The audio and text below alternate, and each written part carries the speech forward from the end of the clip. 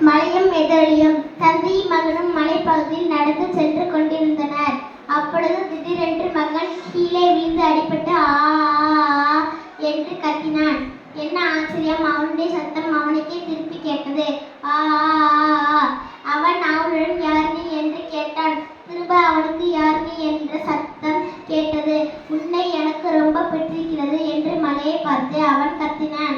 உடனே மலையும் உன்னை எனக்கு ரொம்ப பிடித்திருக்கிறது என்று பதிலளித்தது. இதை கேட்டதும் அவனுக்கு கோபம் வந்துவிட்டது. உன்னால் நேரில் வர முடியாதா என்று திட்டினான். அவனுக்கு மறுபடியும் அதே பதிலே வந்தது. உன்னால் நேரில் வர முடியாதா? அவன் தன்னுடைய தந்தையை பார்த்து அப்பா இங்கு என்ன நடக்கிறது என்று கேட்டான். அவனுடைய அப்பா சிரித்துக் கொண்டே மகனை கவனமாக கேள் என்றார். இப்பொழுது அவர் மலையை பார்த்து நீ ஒரு வெற்றி வீரன் என்றார். அந்த சத்தம் நீ ஒரு வெற்றி வீரன் என்று திருப்பி சொன்னது.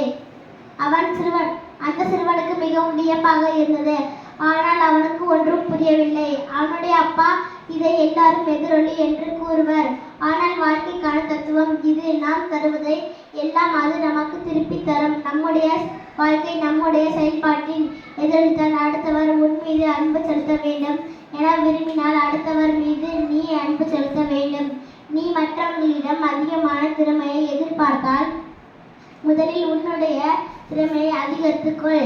நாம் எதை கொடுக்கிறோமோ அதையே வாழ்க்கையும் நமக்கு திருப்பி கொடுக்கிறது. உன்னுடைய வாழ்க்கையை எதிர்பாராமல் நடக்கும் ஒன்றென்று அது உன்னுடைய எதிரொலித்தான் என்று கூறி முடித்தார் தந்தை. நீதி நாம் செய்கின்ற செயல்களே நன்மையையும் தீமையையும் விளைவிக்கின்றன.